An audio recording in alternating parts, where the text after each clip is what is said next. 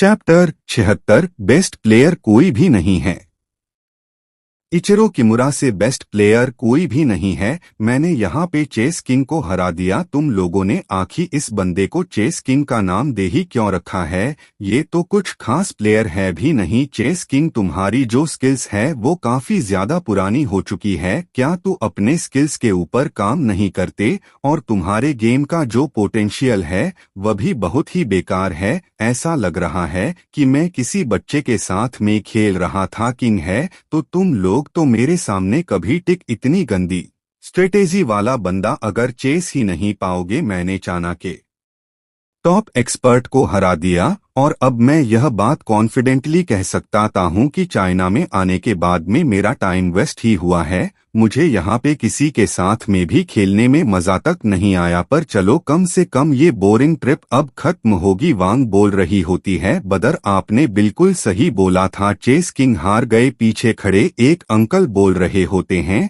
लड़की क्या तुम फालतू बातें कर रही हो? यहाँ पे हमारे चेस किंग हार गए हैं और तुम उनकी हार को इतने खुले बोल रही हो। क्या तुम हमारी कंट्री से लॉयल भी रही हो या फिर एक गद्दार बन चुकी हो हमारी कंट्री के लिए? आज कितना सेम फुल मूवमेंट है, क्या तुम्हें पता भी है? दूसरा बंदा बोल रहा होता है, आजकल के बच्चे बहुत ही घटिया हो चुके हैं। ऐसे लोग तो कंट्री के लिए गद्दार होते हैं। अगर तुम्हें जापानीज इतने ही पसंद आ रहे हैं ना तो जाके जापान में बस जाओ। वांग बोल रही होती है, तुम बुढ़े अंकल्स यहाँ पर ज्यादा फालतू बातें मत करो। अभी कुछ टाइम पहले मेरे भाई ने बोला था कि चेस किंग हारने वाला है, तभी तुम लोग फालतू बातें कर रहे थे।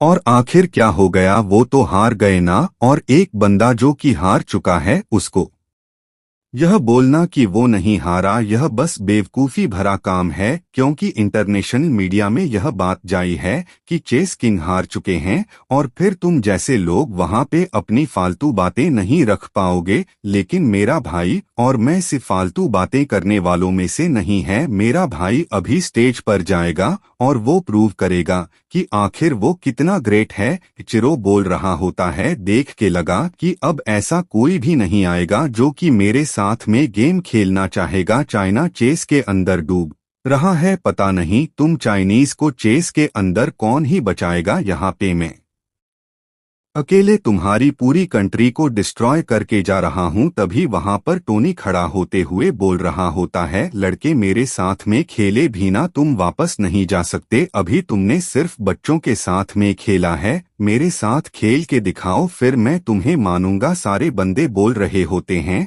आखिर ये लड़का क्या कर रहा है? क्या ये सभी के सामने आके हीरो बनना चाहता है? और यह इजरो के साथ में ऐसे बातें कर रहा है जैसे कि वह कोई बच्चा हो। टोनी को ऐसे बात करते हुए देख के इजरो सोच रहा होता है, ऐसे तो मुझसे आयरन मैन ने बात करी थी। फिर इजरो चिढ़ते हुए बोल रहा होता है, मुझे बताओ कि तुम कौन हो? तभी टोनी आगे बढ़ते हुए बोल रहा होता है, मैं हूँ आयरन मैन। इजरो काफी गुस्सा करते हुए बोल रहा होता है, अच्छा तुम हो आयरन मैन? टोनी बोल रहा होता है, लगता है तुम लास्ट टाइम लगातार हारने की वजह से कन्विंस नहीं हुए थे। तुम्हें लगा होगा कि मैं ऑनलाइन किसी चीटिंग का यूज कर रहा हूँ, इसी वजह तुमने सोचा कि मैं ऑफलाइन कुछ भी नहीं कर पाऊंगा और तुम मुझे ऑफलाइन हराना चाहते थे। पर आज मैं फिर से आ गया और बात है कि लास्ट टाइम किसी ने देखा नहीं घबरा गया होता है। वहां पे सारे बंदे आपस तुम फिर से मुझसे हारने वाले हो, बस यही था और इस बार हर कोई देखेगा। पर एक बात तो सच है, तुम्हें तो याद होगा ना क्या आखिर तुम्हारे साथ में गेम में क्या हुआ था? टोनी की बातों को सुनक इचिरो काफी ज्यादा में बात कर रहे होते हैं कि पता नहीं टोनी इचिरो से क्या बोल रहा है। लेकिन इचिरो बहुत ही घबरा गया है, उसका फेस पीला पड़ गया, उसका पूरा बॉडी हिल रहा है। दूसरा बंदा बोल रहा होता, ये पे चेस सिंह के आने की वजह से तो ये बंदा काफी ज्यादा एक्साइटेड हो गया था, लेकिन इस लड़के को देख के काफी ज्यादा घबरा गया है। मुझे जानना कि आखिर ये बंदा है कौन, क्या ये कोई चेस में कोई सुप्रीम मास्टर है? यूं सोच रही होती है टोनी, आखिर तुम यहाँ पे क्या करने वाले हो? वैसे तो मुझे पता है कि तुमने काफी सारे मिरेकल्स किए हुए हैं, पर एक चेस के अंदर एक्सपर्ट होना बहुत ही बड़ी बात होती है। आगे बढ़ते हुए टोनी बोल रहा होता है, यहाँ पे सिर्फ खड़े ही मत रहो रो, मेरा टाइम बहुत ही प्रेशियस है, तो चलो गेम को स्टार्ट करते हैं। चेयर पे बैठते हुए टोनी बोल रहा होता है, मुझे तो काफी नींद आ रही है, मैं जल्दी इस गेम को खत्म करके घर पे जाके सोऊंगा। इज़रो सोच रहा होता है, मैंने कभी भी नहीं सोचा था कि यह बंदा आयरन मैन होगा, लेकिन कोई बात नहीं, मैं पूरी तरीके से कॉन्फिडेंट हूँ कि इस बंदे ने उस दिन चीटिंग करी थी, पर यहाँ पे सभी के सामने तो ये चीटिंग नहीं कर सकता ना। माय चैन एक बहुत ही अच्छी हैकर है, लेकिन इस बंदे ने माय चैन के कंप्यूटर को हैक कर लिया था, तो फिर गेम को हैक करके जीतना इसके लिए कोई बड़ी बात नहीं थी। इचिरो के पास में मज आते हुए बोल रही होती है, तो हमारा रूल था ना कि पहले मैं चेस खेलूंगी उसके बाद में आप खेलोगे। इचिरो बोल रहा होता है, रूल नॉर्मल लोगों के लिए होते हैं, क्योंकि एक एम्परर हर एक छोटे बंदे में दबाव नहीं लगा सकता, लेकिन अगर बात आती है एक एम्परर की तो उसे डील एक एम्परर को ही करना चाहिए। इसी वजह से माजन मैं तुम्हें बोलूंगा कि तुम पीछे हट जाओ, क्योंकि ये सामने वाला बंदा भी एक एम्परर है। आयरन मैन, इस बार तुम मेरे से हारने वाले हो। वही ऑडियंस में वांग बोल रही होती, आखिर यहाँ पे कौन कौन फालतू बातें कर रहा था, सामने क्यों नहीं आ रहे वो मेरे बदर एक टॉप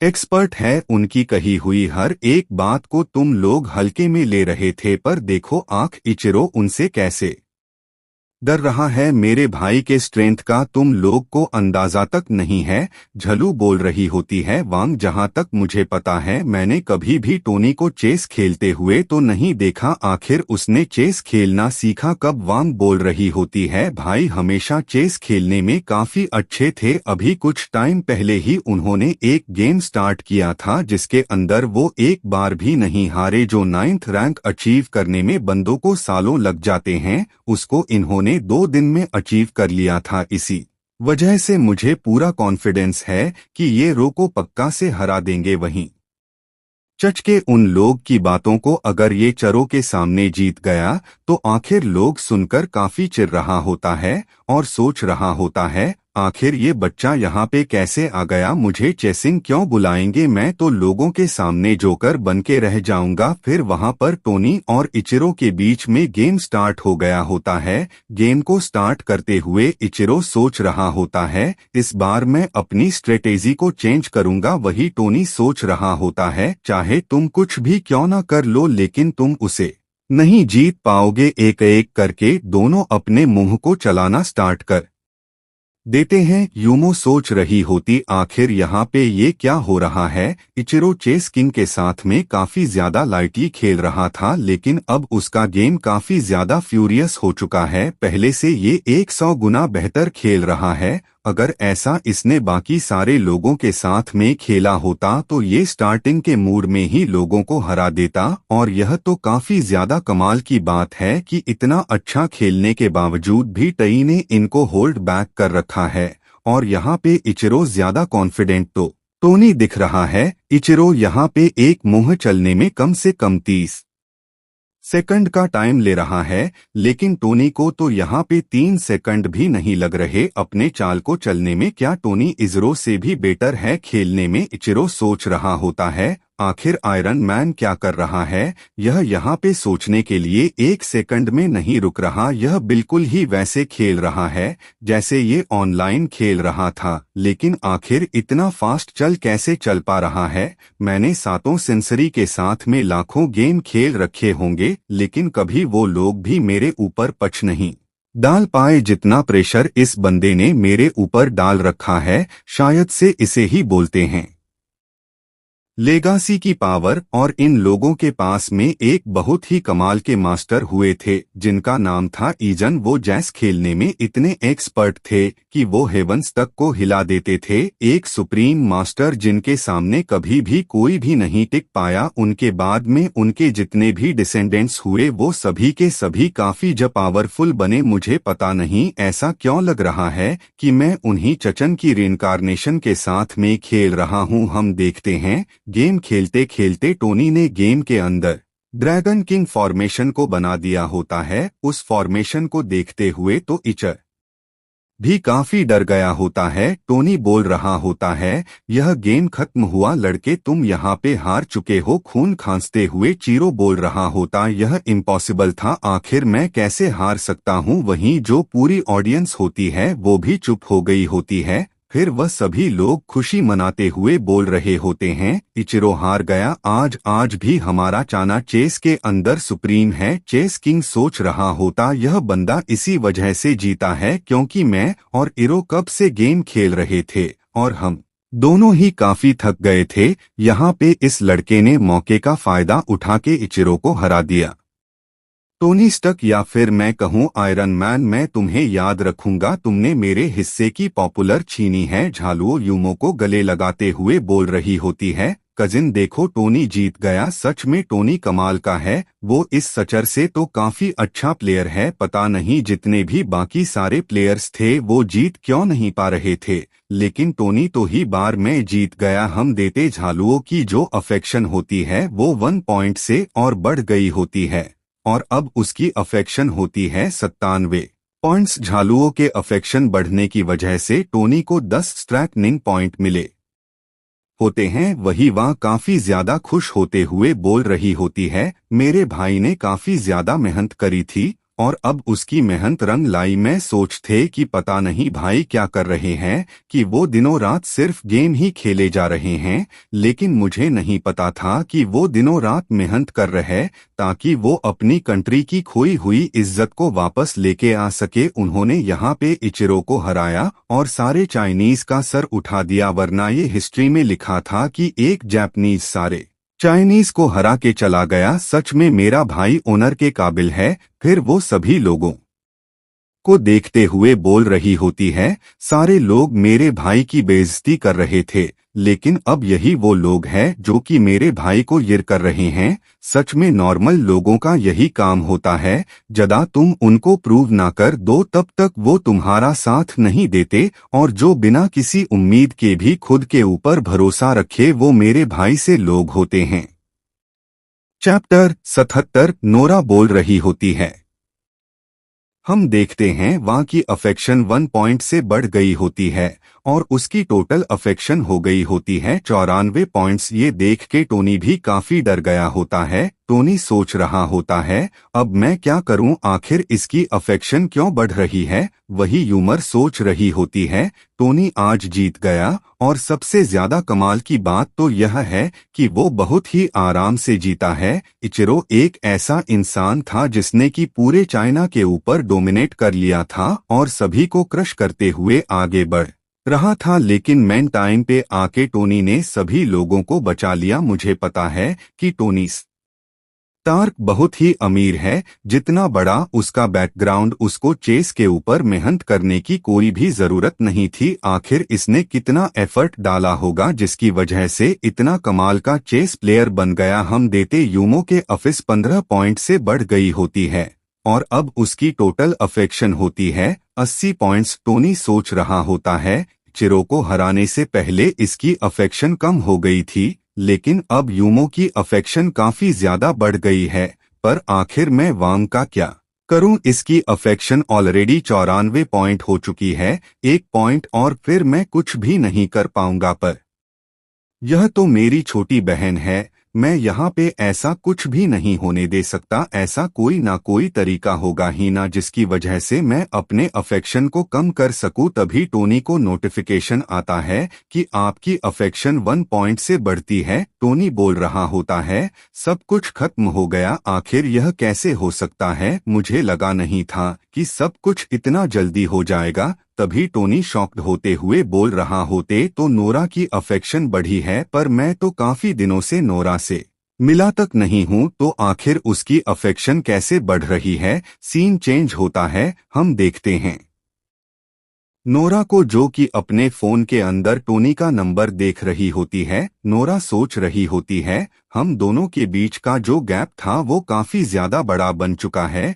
या फिर मैं ऐसा भी कह सकती हूँ कि वो सारी की सारी मेरी ही गलतियां हैं जिसने कि मुझे टोनी से दूर कर दिया। पहले जब टोनी ने मुझे 3 साल तक डेट किया तब मैंने उसके साथ में बहुत ही गंदा बिहेव किया। सच में मैंने टोनी को एक कुत्ता बना के रख दिया था। उसके बाद में भी जब उसने मुझे मौका दिया तब मैंने जस्टिन हैमर के बातों में आकर उसको धोखा दे दिया, और नी स चीजों की वजह से हम दोनों के बीच में इतनी दिक्कतें आ गई कि अब वो मेरा शक्ल भी नहीं देखना चाहता, और हम दोनों ऐसे लोग बन चुके हैं जो कि दो अलग दुनिया से बिलोंग करते हैं। अब मैं अपनी तरफ से कुछ भी नहीं कर सकती और टोनी कभी मेरे पास में आएगा नहीं। मुझे लग रहा है कि सब कुछ यहीं पे खत्म हो जाएगा। तभी साइड वाला लड़का बोल रहा होता है, नोरा क्या तुम आज खुश हो? तुम काफी डिस्ट्रक्टेड लग रही हो। नोरा बोल रही होती है, हाँ मैं आज बहुत ही खुश हूँ, तुम्हारे साथ में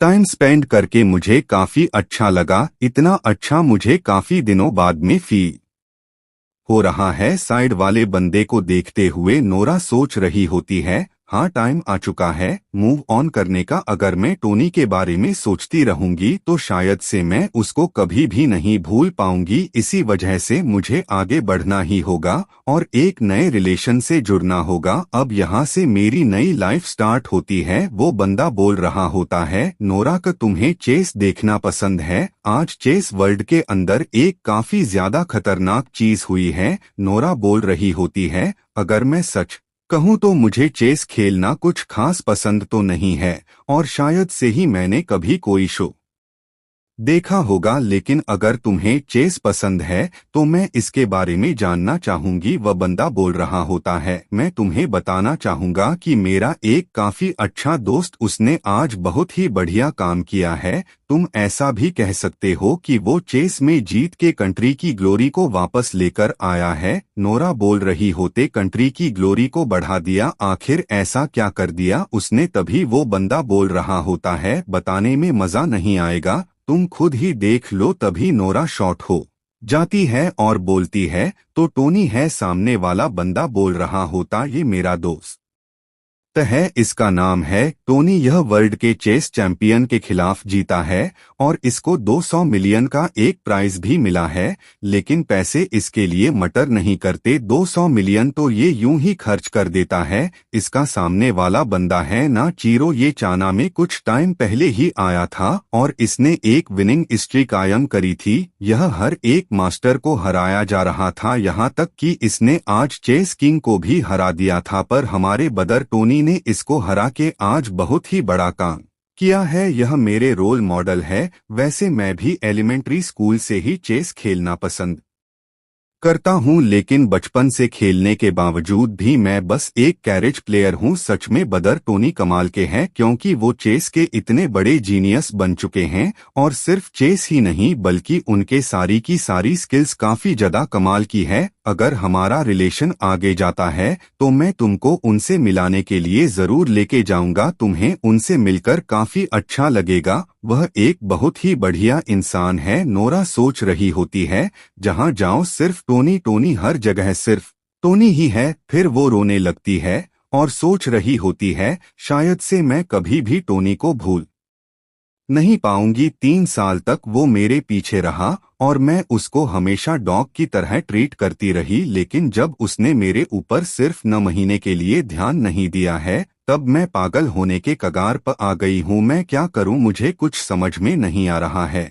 मैं तो बहुत ही परेशान हो गई हूँ। सामने वाला बंदा बोल रहा होता है, नोरा तुम्हें क्या हो गया? आखिर तुम रो क्यों रही हो? लगता है तुम काफी ज्यादा पेट्रियोटिक सान हो। वैसे यहाँ पे कुछ इतना भी सीरियस नहीं हुआ है, तुम चीजों को नॉर्मली भी ले सकती हो। रुको मैं तुम्हारे आंसुओं को पोंछ देता हूँ। तभी नोरा बोलती है, मुझसे दूर रहो और कभी भी मुझसे मिलने के लिए वापस मत आना। यह जान के वो बंदा काफी ज्यादा शॉक्ड हो गया होता है और बोल रहा होता है, क्या तुम सब कुछ खत्म कर रही हो? नोरा बोल रही होती है, मैं किसी को बहुत ही पसंद करती हूँ तो तुम यहाँ पे गिव अप कर दो, क्योंकि उस बंदे के ऊपर मैं गिव अप नहीं करने वाली। फिर वो गेट बंद करते हुए कार से निकल जाती है। नोरा बोल रही होती है, टोनी भले मुझे कुछ भी क्यों ना करना पड़े पर मैं तुम्हें अपना बना के रहूंगी। सीन जी चेंज होता में स्टेडियम का सीन दिखाया जाता है। वांग बोल रही होती है, बदर सच में आप काफी ज्यादा कमाल के हो जैसा आपने यहाँ पे आज गेम दिखाया है। आप पक्का से कंट्री में काफी ज्यादा फेमस होने वाले हो। झालुओ बोल रही होती है, हाँ यहाँ पे हर जगह कैमरे लगे हुए थे और बहुत सारी मीडिया कंपनीज और रिपोर्टर सब कुछ शूट कर रहे थे और कितने स्ट्रीमर्स तो यहाँ पे लाइव भी कर रहे थे। जब यहाँ पे चेस किंग हार था तो ऑनलाइन ट्रेन चल गया था शमन चेस किंग, लेकिन अब तो सभी लोग को पता चल गया होगा कि टोनी ने रो को हरा दिया है। अब जो हमारा टोनी है वो एक नेशनल हीरो बन चुका है। टोनी को आदत है ना अपने रियलिटी को छुपा के रखने की, और यह सभी को दिखाता है कि कुछ भी नहीं है। लेकिन अब यह चीज बिल्कुल भी पॉसिबल नहीं है क्योंकि पूरे चाइना ने ब्रॉडकास्ट देख लिया है और पूरे चाइना को पता है कि टोनी स्टार्क कौन है। वैसे इस बात से तुम बहुत ही खुश हो गए ना टोनी? तुम्हें ये झटके के अंदर इंटरनेशनल पॉपुलर मिल गई तभी टोनी परेशान होते हुए बोल रहा होते तो काफी बुरा हो गया। टोनी के रिएक्शन को देख के वहां पर झालुओ और वांग को कुछ भी समझ में नहीं आ रहा होता। टोनी बोल रहा होता, मैं कुछ चीजों के लिए तो ऑलरेडी फेमस था, मेरे साथ में बहुत सारे इंसिडेंट हो रखे हैं। जब मुझे स्टार्टिंग में सिस्टर मिला था तब मैं स्ट्रीमर के ऊपर बहुत सारा पैसा खर्च किया करता था। इसी वजह से मैं इंटरनेट के ऊपर टूरी स्टार के नाम से बहुत ही फेमस हो गया। आज भी अगर मैं किसी भी स्ट्रीमिंग साइट के ऊपर एक बार जाता हूं तो लोगों के बीच में हलचल मच जाती है। फिर जब मैं फिजिकली लोगों के सामने आना स्टार्ट किया तब मैं एक लेजेंड मिस्टेरियस टाइकून बन गया। यहाँ तक कि सभी लोगों को तो यह भी लगता है कि मैं किसी एंस मिस्टीरियस फैमिली से बिलोंग करता हूँ जिनके पास में बहुत सारा पैसा और बहुत ही अजीबोगरीब पावर्स है। फिर जब जट नर हुआ था तब मैंने क्रिस्टल पियानो खरीदा था। वहां पे कुछ लोग मुझे बोल रहे थे कि पियानो खरीदना तो आसान होता है लेकिन उसको बजाना उतना ही मुश्किल। इसी वजह से मैंने सभी के सामने पियानो बजाया था जिसकी वजह से मैं पियानो प्रिंस बन गया। फिर मैंने अपने कॉलेज के राइवल को ट्रैक एंड फील्ड में हरा दिया था। सभी लोग कह रहे थे कि वो काफी ज्यादा स्टैमिना वाला और काफी ज्यादा फास्ट है, लेकिन मेरे स्पीड स्टैमिना को देखते हुए कोच ने मुझे इंटरनेशनल प्ले करने के लिए बोला था। उसके बाद मेरा नाम पड़ गया स्पीटर टोनी। फिर मैं सार के कहने पे कॉलेज के अंदर बास्केटबॉल खेला था, तब से मैं बास्केटबॉल स्टार के नाम से फेमस हो गया और इन सजह के बीच में लड़कियों ने मुझे काफी ज्यादा पसंद करना स्टार्ट कर दिया। इसी वजह से लोगों ने मुझे हुडा यूनिवर्सिटी का ऐसा क्या करना स्टार्ट कर दिया। सभी लोगों को लगता है कि मैं बहुत ही बड़ा प्लेबॉय हूँ और अगर इन सभी के बीच में एक और टाइटल जुड़ जाता है जो कि है चेस किंग टोनीस्ट, तो इससे क्या ही फर्क पड़ जाएगा। मैं ऑलरेडी एक्सपोज हो चुका हूं तो यह कोई बड़ी डील तो नहीं है। मेरे पास में एंस चाइनीज मेडिकल स्किल है, उसके अंदर टेक्निक होती है आर्ट ऑफ डिस्गाइज। मैं कभी उसको भी ट्राई करूंगा। अगर मैं उसको ट्राई करने में कामयाब हो गया तो मेरे पास में बहुत सी आइडेंटिटी ज्यादा आएगी क्योंकि ऑलरेडी मेरी टोनी स्टार्क वाली आइडेंटिटी काफी ज्यादा हाइप हो चुकी है।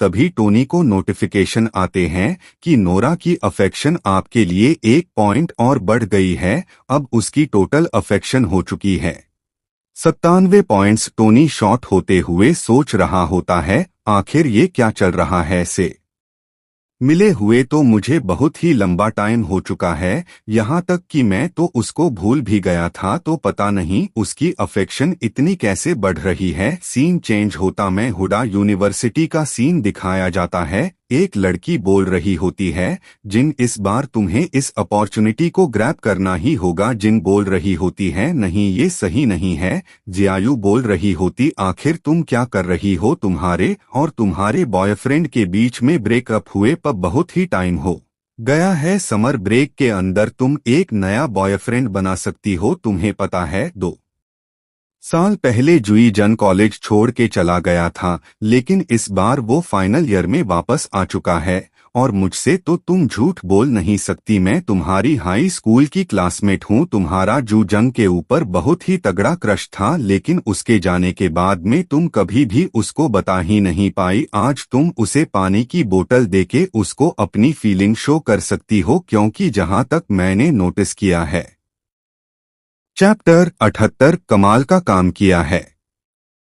शायद उसको भी तुम काफी ज्यादा पसंद हो। जिन बोल रही होती है, हाँ मेरा जूझन के ऊपर क्रश हुआ करता था, लेकिन अब इसका बास्केटबॉल देख के मुझे बिल्कुल भी वैसा फील नहीं हो रहा है जैसा कि मुझे 2 साल पहले हुआ करता था। जियायु बोल रही होती, आखिर तुम्हें इसका गेम अच्छा क्यों नहीं लग रहा? मुझे तो इसका गेम काफी अच्छा लगा। इसने यहाँ पर टोटली 20 बार शूट किया, इसमें इसके 15 तो गोल हो गए, जो कि बास्केटबॉल के हिसाब से काफी कमाल का स्कोर है। जिनको टोनी का गेम प्ले याद आ रहा होता है, जिन बोल रही होती है, मैं तुम्हें समझा ही नहीं सकती। मैंने किसी ऐसे को गेम खेलते हुए देखा है जिसके सामने किसी का भी गेम प्ले कुछ भी नहीं है। अभी मुझे जुजंग और उसके दोस्तों को खेलते हुए देख के ऐसा लग रहा है जैसे कि मेरे दादाजी और उनके दोस्त खेल रहे हैं। यह देखने में बिल्कुल भी मजेदार नहीं है। जियायु बोल रही होती है, लगता है जिंक तुम्हारे स्टैंडर्ड्स काफी ज्यादा हाई हो चुके हैं, क्योंकि मुझे तो ये लोग बहुत ही अच्छे लग रहे हैं। पता नहीं तुम्हें ये लोग ग्रैंडपा ऐसे कैसे लग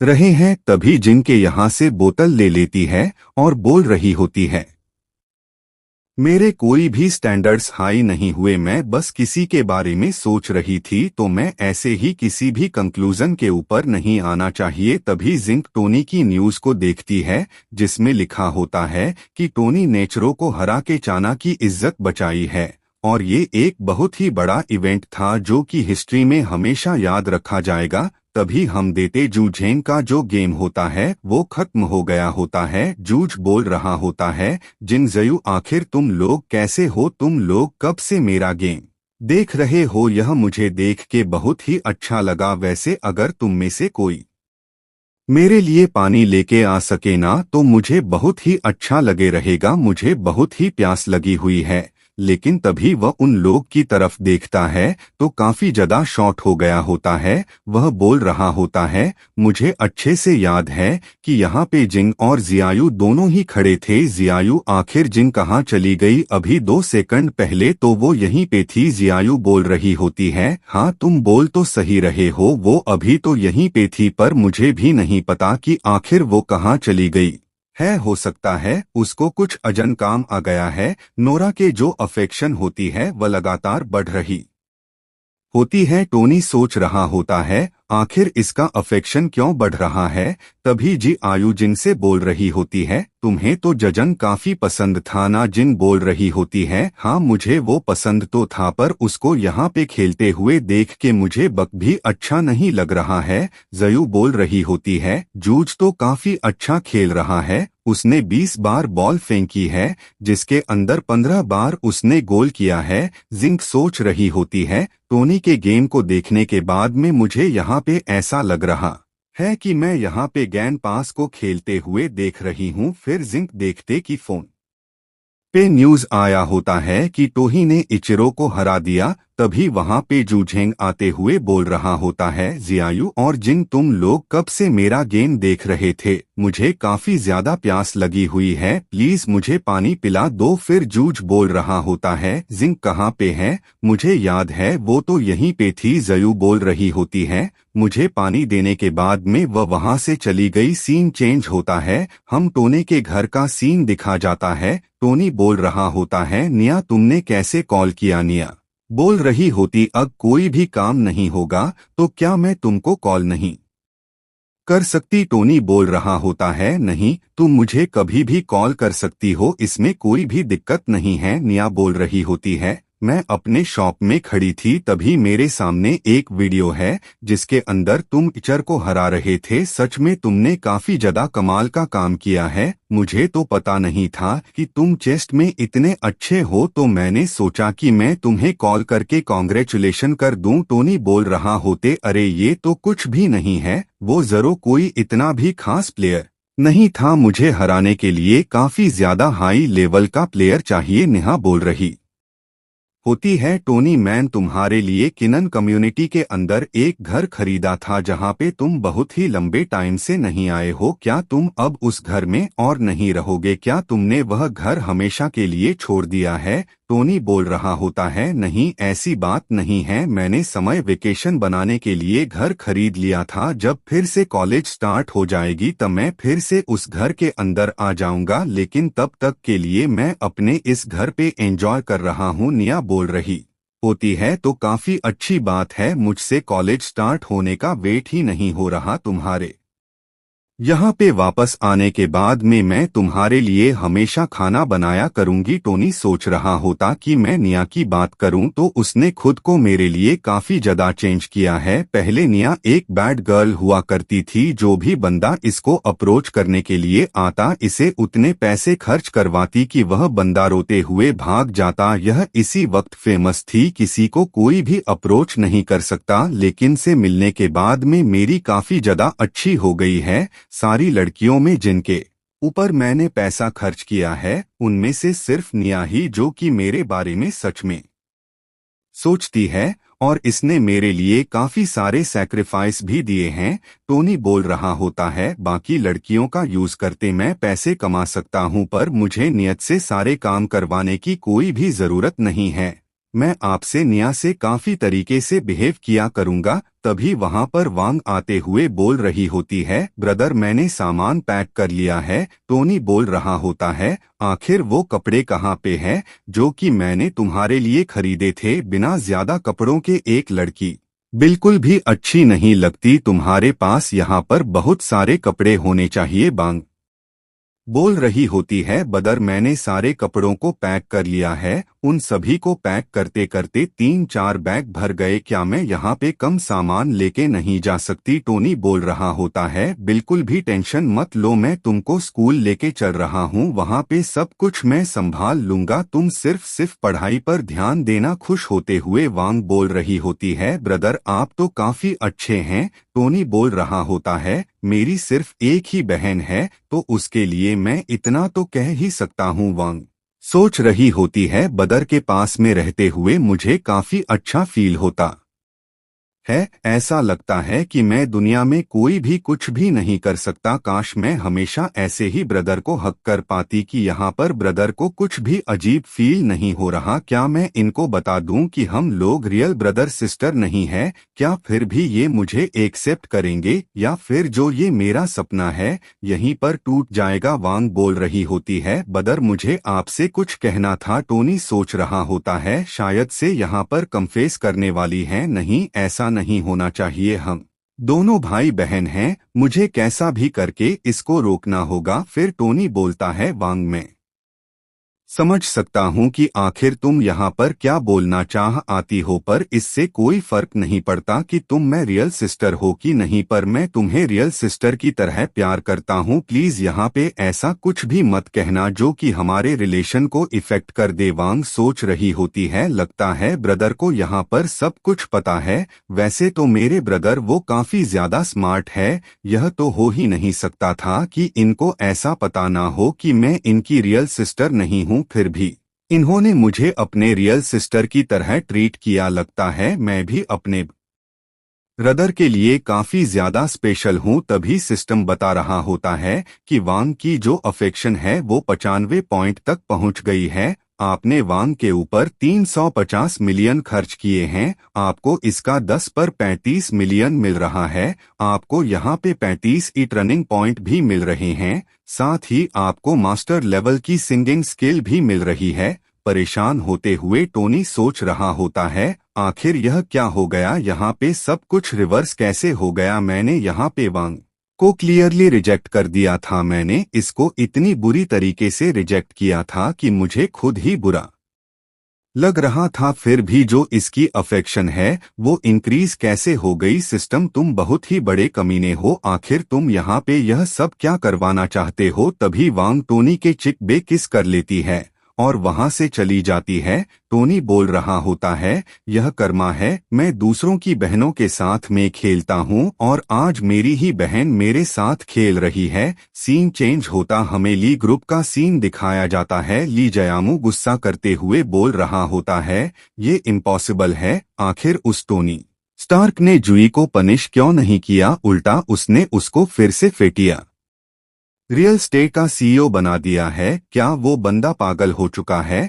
आखिर एक गद्दार को इतनी बड़ी पोजीशन कौन देता है? सेक्रेटरी बोल रही होती है, शायद से टोनी स्टार को जुई के ऊपर काफी ज्यादा भरोसा है। उसने यहाँ पे फटन और स्कैप रियल एस्टेट को मिला दिया है और इन दोनों की लीडरशिप को जू के हाथों में सौंप दिया है। अब जो उनकी कंपनी की मार्केट वैल्यू काफी ज्यादा बढ़ गई है। लीजिया मो बोल रहा होता है, मैंने यहाँ पे बहुत ही बड़ी गलती करी है। मैंने टोनी स्टार्क को बहुत ज्यादा अंडर एस्टिमेट कर दिया था, पर वो एक काफी ज्यादा चालाक इंसान है। मैंने आज तक लाइफ में ऐसा इंसान कभी नहीं देखा जिसके 30 बिलियन बर्बाद हो गए हो, फिर भी वो किसी के ऊपर भरोसा दिखा रहा हो। यहाँ तक कि उसने 30 बिलियन के बर्बाद होने की वजह से गुस्सा तक नहीं दिखाया। लीज याम बोल रहा होता है, इतने क्रिटिकल मूवमेंट के बारे में मुझे आज क्यों पता चला, मुझे इसके बारे में पहले क्यों नहीं बताया गया। असिस्टेंट बोल रही होती, यंग मास्टर क्लाब एरोर चले गए थे,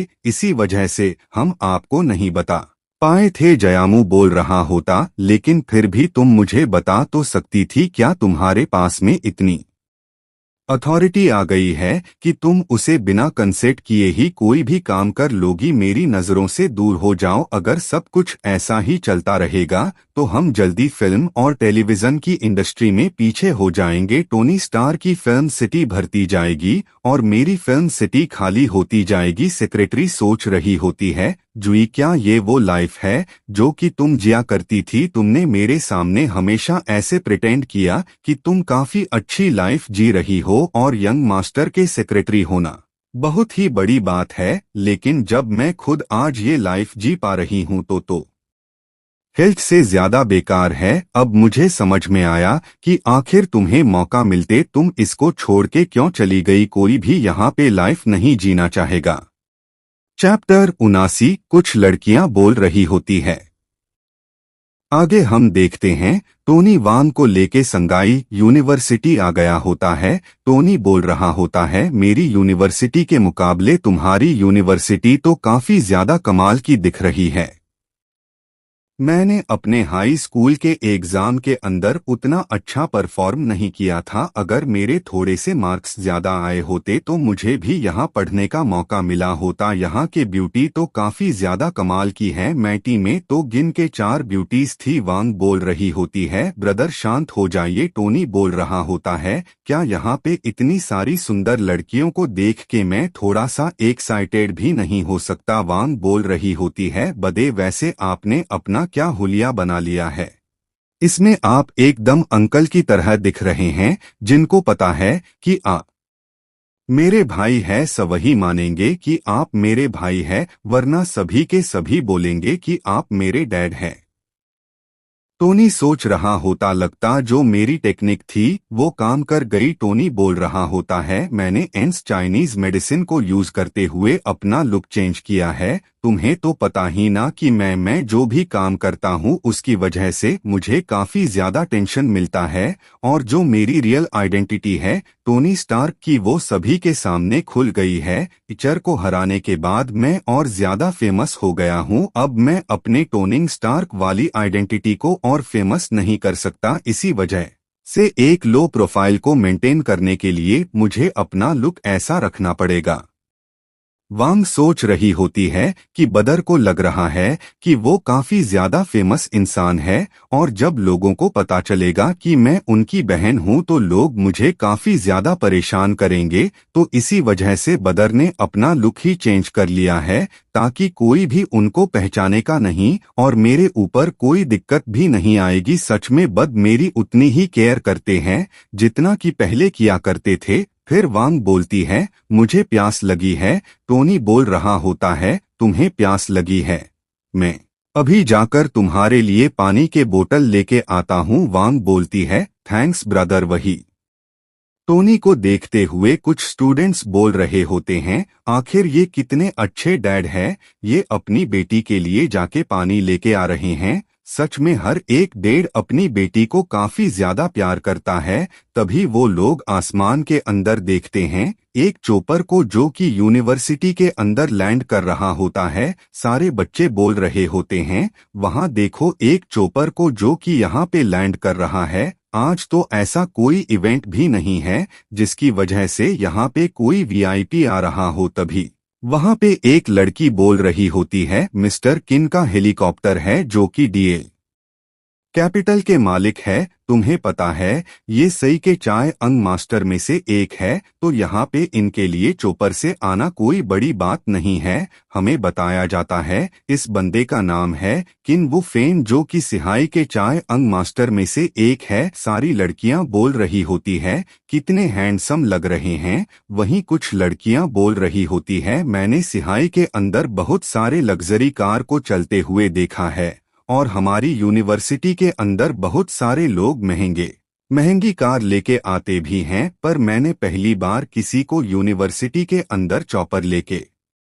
आते हुए देखा है। सच में यह काफी ज्यादा स्टाइलिश है। डीएल कैपिटल संगा की सबसे बड़ी कंपनीज में से एक है। वही किन फैमिली 4 बड़ी फैमिलीज में से एक है। अगर हम लोग बात करें तो ये अमीर लोगों में से भी टॉप के अमीर है। इनके फैमिली के पास में $100 मिलियन से भी ज्यादा के एसेट्स है। जो भी लड़की इनकी गर्लफ्रेंड बन पाएगी उसकी किस्मत काफी ज्यादा अच्छी होगी। तभी गार्ड्स आगे बढ़ते हुए लड़की को धक्का दे रहे होते हैं और बोल रहे होते हैं, सेड हो जाओ, मैं यंग मास्टर आ रहे हैं। उनके रास्ते में तुमसे बेकार लोग खड़े नहीं हो सकते। वह फैन बोल रहा होते हैं, डनी लड़कियां हमेशा हमें पीछा करती रहती है, आखिर मुझे से छुटकारा कब मिलेगा। तभी वो फैन देखता है वांग को। वो फैन सोच रहा होता है, आखिर ये कितनी प्यारी लड़की है। वही वांग सोच रही होती है, ब्रदर आप कहाँ चले गए। आपका अपना रूप बदलना मुझे बिल्कुल भी अच्छा नहीं लग रहा। हालांकि मुझे पता है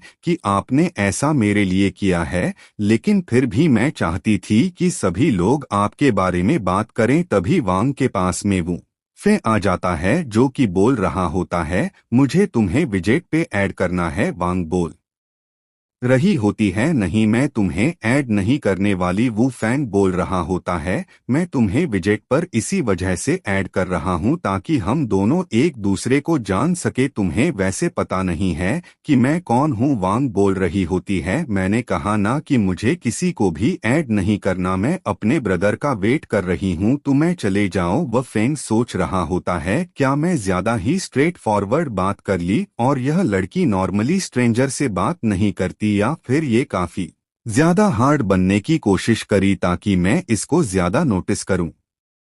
वो फैन सोच रहा होता है, आजकल के टाइम में इतनी नोबल लड़की पाना काफी ज्यादा मुश्किल होता है। संगई सिटी के अंदर जदा सुप्रीम पैसा है, बिना पैसे के आप कुछ भी नहीं कर सकते, पर फिर भी ए सिटी के अंदर नोबल ड करना काफी ज्यादा मुश्किल बात है। अगर आप नोबल ड कर रहे हो इसका मतलब या फिर तो आप बहुत ही बड़े हो या फिर तो आप एक्टिंग कर रहे हो। वह फैन बोल रहा होता है, मुझे ऐसे ही मना मत करो, आज रात को एक फ्रेशर पार्टी है जहां पे सिटी का हर एक बड़ा दूसरा बंदा आएगा। अगर तुम चाहो तो मैं तुमको वहां पे लेके चल सकता हूँ। हाई सिटी में एंटर करने का ये काफी अच्छी अपॉर्चुनिटी है, हम देते हैं। वूफिंग और वांग को 60 लड़के घूर रही होती है और बात कर रही होते हैं कि ये उसी लेजेंड फेसेस पार्टी की बात कर रहा है ना, जिसके अंदर साइड लड़कियां जाना चाहती है। दूसरी लड़की बोल रही होती है, हाँ यह फ्रेशर्स पार्टी 20 साल से हो रही है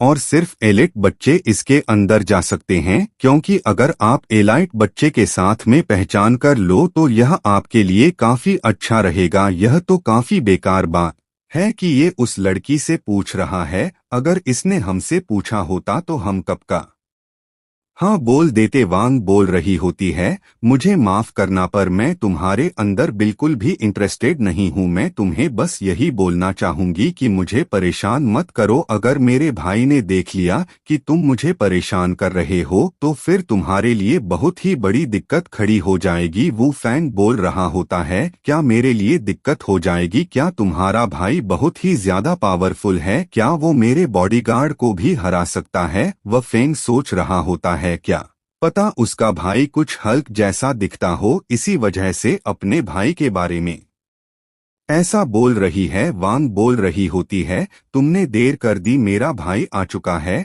तभी वह फंग पीछे मुड़ते हुए देख रहा होता है कि आखिर बंदा है कौन। फिर वो टोनी को देखता है तो वो सोचता है कि अरे ये तो अंकल है। वहां पे टोनी आते हुए गुस्से में बोल रहा होता है, लड़की यहाँ से निकल जा। वहां पे सारे बच्चे बात कर रहे होते, यहाँ पे इन अंकल ने बोल दिया वो फैन को निकलने के लिए। ये तो बोल्डनेस के भी बियॉन्ड है। आखिर संगाई सीट के अंदर कोई ऐसा कैसे कर सकता है? एक लड़की बोल रही होती है, लास्ट टाइम जब मिस्टर किन से किसी ने ऐसे बात कही थी तब वो संगा सिटी से ही गायब हो गया था। किन व फैंग बोल रहा होता है, अंकल तुम्हें बहुत ही हिम्मत है। लास्ट टाइम किसी ने मुझसे ऐसे बात कही थी, तुम्हें पता है उसके साथ में क्या हुआ था? टोनी बोल रहा होता है, मुझे नहीं पता। यह बोलते हुए टोनी उसको थप्पड़ मार देता है। सभी बंदे शौक होते हुए बोल रहे होते हैं, क्या मिस्टर किन को मार पड़ गई? अब इस बंदे के साथ में क्या होगा वही हम देते। टोनी के एक थप्पड़ की वजह से किंग के मुंह से खून निकल गया होता है। वो फैन बोल रहा होता है, आखिर तूने मुझे मारा क्यों? और गार्ड्स का तुम अंधे हो चुके हो? यहाँ पे कोई बंदा मुझसे ऐसे बात कर रहा है और मुझे मार रहा है और तुम चूचा खड़े हो जाके इस बंदे की टांगे तोड़ दो। लेकिन जैसे ही गार्ड्स आगे बढ़ते टोनी उनको वहीं पीट देता है। किन फेंग बोल रहा होता है, आखिर ये कैसे हो सकता है? ये तो इम्पॉसिबल है। मेरा एक बॉडीगार्ड अंडरग्राउंड बॉक्सिंग चैंपियन था, वहीं दूसरा स्पेशल फोर्सेस से था और इन अंकल के सिर्फ 2-3 पंचेज में ये दोनों ही ढेर हो गए। कहीं मैं यहाँ पे कोई सपना तो नहीं देख रहा ना? आखिर यहाँ पे ये क्या चल रहा है? टोनी बफन को कॉलर से पकड़ ते हुए बोल रहा होता है, मैं तुमको फाइनल वार्निंग दे रहा हूँ, मेरी बहन से दूर रहना। अगर तुमने यहाँ पर कुछ भी करने का ट्राई किया तो मैं तुम्हारी हालत खराब कर दूंगा और तुम इतने काबिल नहीं हो कि तुम उससे भिड़ पाओ। इसी वजह से थोड़ा संभल के रहना। फिर टोनी वो फैन को पीछे फेंक देता है और बोल रहा होता है, यहाँ से निकल जा। वो फैन सोच रहा होता है, इस बंदे का जो किलिंग इंटेंट था वो तो काफी ज्यादा था। एक पल के लिए तो मुझे लगा था कि ये बंदा मुझे पक्का से मार डालेगा। मेरे पास में तो कोई भी होप नहीं बची बचने की। फिर वह फेंग बोल रहा होता है, अब मुझे याद आया कि आखिर ये लड़की इतनी जानी पहचानी से क्यों लग रही है। यह तो एक स्ट्रीमर है ना? और इस लड़की को 3 मिलियन की सुपर चैट आई थी। सारे बंदे बोल रहे होते, अच्छा ये वही स्ट्रीमर है जिसको टोनी स्टार्क ने 3 बिलियन की सुपर चैट दी थी। अब मुझे समझ में आया कि आखिर मिस्टर किंग को क्यों इग्नोर कर रही है। जिसके पास में टोनी स्टार्क होगा वो मिस्टर किंग को भाव क्यों देगा? पक्का से ये बुढ़े अंकल हैं ना, ये टोनी स्टार्क के बॉडीगार्ड होंगे जो कि उन्होंने इस लड़की को दे दिया है। इसी वजह से मैं मिस्टर किन के बॉडीगार्ड भी कुछ भी नहीं कर पाए। वो फैन बोल रहा होता है, आखिर से क्या फर्क पड़ता है कि टोनी स्टार्क किल हो गया है? यहाँ पे इन लोगों ने मेरे एरिया में आके मुझे ही मारने का ट्राई किया है। मैं इन लोगों को नहीं छोड़ूंगा। मैं इन लोगों को दिखाऊंगा कि आखिर यहाँ पे मेरा कितना पावर है। बस कुछ सेकंड वेट करो, तुम लोग यहाँ पे नहीं बचने वाले। तभी वहाँ पे एक लड़की आते हुए बोल रही होती है, किन व फैन आखिर तुम यहाँ पे क्या कर रहे हो? वहाँ पे सारे बंदे बोल रहे होते, किन वशवान है जो कि किन फैमिली के एल्डेस्ट डॉटर है और हमारे संगा यूनिवर्सिटी की गॉडेस है। वशवान बोल रही होती है, तुम्हारे यहाँ पे इन हरकतों की वजह से हमारी फैमिली की रेपुटेशन काफी ज्यादा खराब हो रही है। चैप्टर 80 कोई भी जरूरत नहीं थी। तो तुम्हें यहाँ पे एकदम सही तरीके से बिहेव करना चाहिए। क्या तुम हमारी फैमिली की रेपुटेशन के बारे में भूल गए? वह फैन बोल रहा होता। सिस्टर आप यहाँ पे क्या कर रही हो? वो शवांग बोल रही होती है। मुझे तो आना ही था। तुम स्कूल के फर्स्ट डे एक हेलीकॉप्टर लेके आ गए। यहाँ पे सभी लोगों को पता है कि इन फैमिली के पास में बहुत सारा पैसा है। यहाँ पे ये बताने के लिए कि हमारे पास में बहुत सारा पैसा, हेलीकॉप्टर लाने की कोई भी जरूरत नहीं थी। और अब देखो तुम इतनी बड़ी दिक्कत में फंस चुके हो। सही से बताओ कि तुमने यहाँ पे क्या किया है? वो फैन बोल रहा होता है। सिस्टर मैंने यहाँ पे कुछ भी नहीं किया। इस बार तो मेरी कोई गलती भी नहीं है। यहाँ पे मैंने किसी को बुली नहीं किया, उल्टा एक अंकल मुझे बुली करके गए हैं। उन्होंने मुझे बहुत ही मारा भी। तभी बुशवा बोलती है, मुझे बताओ कि आखिर वो कौन था? तभी सारे बंदे टोनी की तरफ इशारा कर देते हैं। वसवांग टोनी के पास में आते हुए बोल रही होती है, क्या तुम ही वो हो जिसने कि मेरे भाई को मारा है? एरोगेंटली टोनी बोल रहा होता है, हाँ मैंने ही मारा है। सिस्टम बता रहा होता है। इस लड़की का नाम है किन्व शुआन, जो कि 23 साल की है। इसकी अपीयरेंस यहाँ पे 9.6 पॉइंट्स है। ये यहाँ पे आपकी एक नई टारगेट बनती है। और इसकी करंट अफेक्शन है 90 पॉइंट्स। श्वांग बोल रही होती है कि तुमने यह बात मान ली कि तुमने मेरे भाई को मारा है। तुम्हें तो पता ही होगा ना कि हर एक एक्शन का रिएक्शन होता है।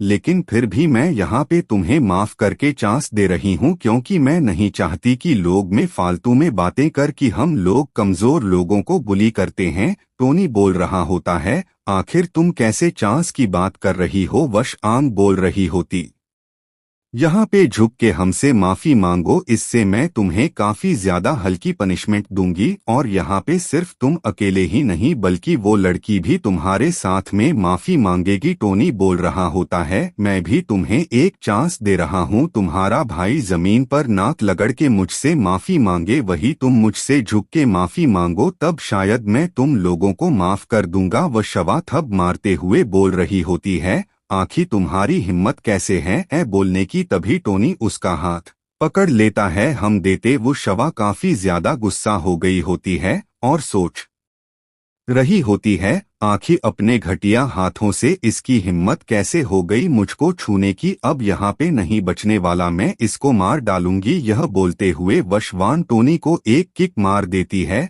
पर टोनी पीछे हटते हुए किक को डोज कर लेता है। टोनी सोच रहा होता है, आखिर कितनी खतरनाक लड़की है। मैंने बस यहाँ पे इसके भाई को थप्पड़ मारा है और ये यहाँ पे एक थप्पड़ के बदले मेरी पूरी फैमिली को खत्म करने का बोल रही है। ऊपर से इसने यह पर जहाँ पर लात मारी उसकी वजह से तो मैं सब कुछ खत्म हो जाता। इसे क्या लगता है मुझे bully करना इतना आसान है? तभी टोनी बुश वन को थवा मार देता है। सारे बंदे सोच रहे होते हैं, आखिर इस बंदे ने क्या किया? इसने सभी के सामने मिस वू सुवा को थप्पा मारा है। आखिर ये कितना घटिया इंसान है, इसने यहाँ पे ऐसी हरकत कैसे कर दी? वसआंग सोच रही होती है, इस बंदे ने मुझे पे मार दिया। मेरी यूनिवर्सिटी के पहले दिन मुझे सभी के सामने थप्पड़ पड़ गया। एक लड़का चिल्लाते हुए बोल रहा होता है, इसने हमारी गॉडेस को मारा, हम इसको नहीं छोड़ेंगे। यह बंदा फालतू में यहाँ पे इतना एरोगेंट बन रहा है, ना हम इसको सबक सिखाएंगे। वो सभी आगे बढ़ते हुए बोल रहे होते हैं, हम मानते हैं कि ये बंदा काफी ज्यादा पावरफुल है, पर यहाँ पे बहुत सारे लड़के हैं, गैंग अप करके हम इसको हरा देंगे और हम इसके साथ वाली लड़की को भी नहीं छोड़ेंगे, हम इसको भी काफी ज्यादा सबक सिखाएंगे। वांग टोनी से बोल रही होती है, बदर मुझे काफी ज्यादा डर लग रहा है, हम लोग को चलना चाहिए। टोनी बोल रहा होता है, वांग तुम्हें डरने की कोई भी जरूरत नहीं है, जब तुम्हारा भाई यहाँ पे खड़ा तो कोई भी तुम्हारा कुछ भी नहीं बिगाड़ सकता। हम देखते वो सारे बंदे लेके आगे बढ़ रहे होते हैं। टोनी बोल रहा होता है, तुम लोग की वजह से मेरी बहन डर रही है। यहाँ पे मैं तुम में से किसी को भी नहीं छोड़ने वाला, एक लड़का बोल रहा होता है। लड़के, तुमने यहाँ पे आने के बाद में मिस्टर वू फैन को मारा, फिर उनके गार्ड्स को मारा, यहाँ तक कि हमारे गॉडेस मिस सुसुवान को भी मारा। हम तुमको सभी के लिए माफ कर सकते थे, लेकिन गॉडेस के लिए माफ नहीं कर सकते। और यहाँ पे इतनी सारी गलतियां करने के बावजूद भी तुम इतना एरोगेंट बन रहे हो। तुम्हें क्या लगा कि हम तुम्हें छोड़ देंगे? हम सभी मिलकर तुम्हें और तुम्हारी बहन को खत्म कर देंगे। तभी जो टोनी होता है वो अपने मार्शल आर्ट के ऊपर कंसंट्रेट करने लगता है। टोनी सोच रहा होता है, अगर मुझे जीतना है तो मुझे अपनी पूरी पावर को अपनी बॉडी के अंदर फैलानी होगी। फिर टोनी आगे बढ़ते हुए इस बंदे को एक मुक्का मार देता है। सारे बंदे बोल रहे होते, इस बंदे की तो मूवमेंट काफी ज्यादा फास्ट है, अगर हमें इसके ऊपर अटैक करना है तो हम लोग को मिलके आगे बढ़ना होगा। यहाँ पे इतने सारे लोग हैं, कम से कम किसी एक का तो अटैक इसको लगेगा। वही टोनी अपनी सीक्रेट स्किल लाइटनिंग विप का यूज कर रहा होता है और सभी के ऊपर अटैक करते हुए आगे बढ़ जाता है। टोनी को फाइट करते हुए देखकर सभी लोग काफी ज्यादा शॉक हो गए होते हैं। वहां पे खड़े एक लड़की बोल रही होती है, आखिर ये कैसे पॉसिबल हो सकता है? अभी इस अंकल से फाइट करने के लिए 30 बंदे गए थे, पर इन अंकल ने सिर्फ ये झटके के अंदर उन 30 लोगों को घायल कर दिया। दूसरी लड़की बोल रही होती है, ये तो होना ही था। आजकल के जो लड़के होते हैं ना, वो मसल आर्ट को प्रैक्टिस नहीं करते, इसी वजह से एक बुढ़े अंकल ने 3 जवान लड़कों को पीट दिया। अगर कभी मुझे फ्यूचर में मसाला टेस्ट मिलेगा तो मैं उसको अपना बॉफ बना लूंगी। टोनी जब फाइट कर ही रहा होता है, तभी टोनी की तरफ एक डंडा आगे बढ़ता है। उसको देखते हुए टोनी सोच रहा होता है, काफी ज्यादा फास्ट है। अटैक डॉज करते करते टोनी की शर्ट फट जाती है। हम देते टोनी की तरफ वश के गार्ड्स आगे बढ़ रहे होते हैं। टोनी सोच रहा होता, अभी जो बंदे मुझसे फाइट कर रहे थे वो काफी ज्यादा नॉर्मल स्टूडेंट्स थे, पर ये सभी लोग एक्सपर्ट्स हैं। यहाँ पे मैं इनसे ऐसे ही फाइट नहीं कर सकता। वो सवांग अपने से बोल रही होती है, इसको जान से मार डालो, इसके मरने की जिम्मेदारी मैं लेती हूँ। जिसके भी हाथों से ये बंदा मरेगा उसको कम से कम 10 गुना बोनस मिलेगा। इसको यहाँ पे इतना टॉर्चर करो कि कोई भी किन फैमिली के खिलाफ हाथ ना उठा पाए। हमें यहाँ पे एग्जाम्पल सेट करना है, बोल रहा होता है। लड़के, तुमने यहाँ पे किन फैमिली से भिड़ के बहुत ही बड़ी गलती करी है। तुम्हारी लाइफ काफी अच्छी खासी लंबी चलने वाली थी, पर आज तुम यहीं पे खत्म हो जाओगे। पर टेंशन मत लो, हम तुमको जान से नहीं मारेंगे, हम सिर्फ तुम्हारे हाथ पैर तोड़ेंगे, क्योंकि हमें भी किसी को मार के उसकी लाइफ खराब नहीं करनी है। टोनी सोच रहा होता, यहाँ पे सब कुछ काफी ज्यादा सीरियस हो चुका है। अपने रेगुलर स्ट्रेंथ के साथ में मैं आप इन लोगों को नहीं हरा पाऊंगा, मुझे अपनी पावर को इंक्रीज करना होगा। फिर टोनी बोल रहा होता है, सिस्टम री स्ट्रेंथ को एनहांस कर दो, साथ ही एजिल को भी बढ़ा देना। सिस्टम बोल रहा होता है, आपकी जो करंट स्ट्रेंथ है वो है 59, फाइटिंग है 45 और वहीं एजिल है 55 पॉइंट्स। इन सभी को एनहांस करने के लिए 81 पॉइंट्स लग रहे हैं। क्या आप कंफर्म कर रहे हैं कि पावर को बढ़ाना है? हम देते हैं। टोनी के एटेबल एनहेंस होने की वजह से काफी ज्यादा पावर रिलीज हो रही होती है। टोनी सोच रहा होता है, ये फीलिंग समय काफी ज्यादा कमाल की है। मुझे लग रहा है कि मेरी बॉडी के अंदर इलेक्ट्रिसिटी दौड़ रही है। तभी टोनी की तरफ दौड़ते हुए गार्ड्स आने लगते हैं। उनको देखते हुए टोनी सोच रहा होता है, आखिर ये लोग इतना धीरे क्यों दौड़ रहे हैं। तभी टोनी जैसे ही अपने पाव में एनर्जी लगाता है, वो नीचे की जमीन को तोड़ देता है। तभी टोनी सोच रहा होता है, अब मैं समझ में आया, यहाँ पे ये लोग धीरे नहीं हुए बल्कि मैं काफी ज्यादा फास्ट हो गया हूँ। यह बोलते हुए टोनी एक गार्ड को किक मार देता है और फिर लाइट की स्पीड से आगे बढ़ते हुए तीनों गार्ड को ढेर कर देता है। टोनी को फाइट करते हुए देख के सारे बंदे काफी ज्यादा शॉक्ड हो गए होते हैं। वो लोग बोल रहे होते हैं, आखिर यहाँ पे ये क्या चल रहा है। अब चाहे लाइफ में कुछ भी हो जाए, मैं कभी भी एक मार्शल आर्टिस्ट को प्रवोक नहीं करूंगा। यहाँ पे सिर्फ और सिर्फ एक मार्शल आर्टिस्ट ने 50 नोमा बंदों को और 10 ट्रेन मास्टर को हरा दिया। दूसरी लड़की बोल रही होती है, मैंने बहुत सारे स्ट्रांग बंदे देखे हैं, लेकिन यह बंदा उन सभी में काफी ज्यादा स्ट्रंग है। वही वुचवांग सोच रही होती है, इन सारे गार्ड्स को हायर करने में हम लोगों ने काफी ज्यादा पैसे खर्च किए हैं। यह सभी टॉप लेवल के इंटरनेशनल सोल्जर्स हैं। यहाँ पे एक बंदा कम से कम नॉर्मल 20 बंदों के बराबर है, लेकिन ये सब तो ऐसे ही हार है जैसे कि ये सारे के सारे बच्चे हो, वो भी एक ऐसे बंदे के हाथ से जो कि दिखने में एक अंकल है। फिर टोनी चलते हुए गुस्सवांग की तरफ बढ़ने लगता है। गुस्सवांग बोल रही होती है, आखिर तुम क्या करने वाले हो। मैं मानती हूँ कि तुम्हारे पास में बहुत सारी पावर है, लेकिन तुम ऐसा ही कुछ भी नहीं कर सकते। हमारी सोसाइटी को गवर्नमेंट चलाती है, तुम्हें यहाँ पे रुकना होगा। टोनी बोल रहा होता है, मैं यहाँ पे कुछ भी नहीं करने वाला। चलो तुम और तुम्हारा भाई को माफी मांगो और ये चीज कंफर्म करो कि तुम और तुम्हारा भाई कभी मेरी बहन को परेशान नहीं करोगे। श्वांग बोल रही होती, इस चीज के तुम सपने देखो, यहाँ पे सारी की सारी गलती तुम्हारी है। हमारे पास में बहुत सारे विटनेस है जिन्होंने यह देखा कि तुमने हमारे साथ में क्या किया है। यहाँ पे तुमने सभी के सामने एक लड़की के ऊपर हाथ उठाया है। पुलिस के आने के बाद तुम्हें कोई भी नहीं बचा सकता, तुम पक्का से जेल जाओगे। और रही बात तुम्हारी बहन को, तुम्हारी जेल जाने के बाद में वो भी नहीं बचने वाली। हम उसको इतना फोर्स करेंगे कि वो संघाई यूनिवर्सिटी से चली जाए और पूरी कंट्री के अंदर ऐसा कोई भी स्कूल नहीं होगा जो कि तुम्हारी बहन को एडमिशन देगा। अब तुम्हारी बहन अनपढ़ रह जाएगी। हम देखते हैं। वूश वांग की बातों को सुनकर टोनी को काफी ज्यादा गुस्सा आ रहा होता है। वूश वांग बोल रही होती है, मेरी बातें पत्थर की लकीर है। तुमने हम लोगों से पंगा लेकर अपनी लाइफ की सबसे बड़ी गलती करी है। तभी टोनी बुश को थप्पड़ मार देता है।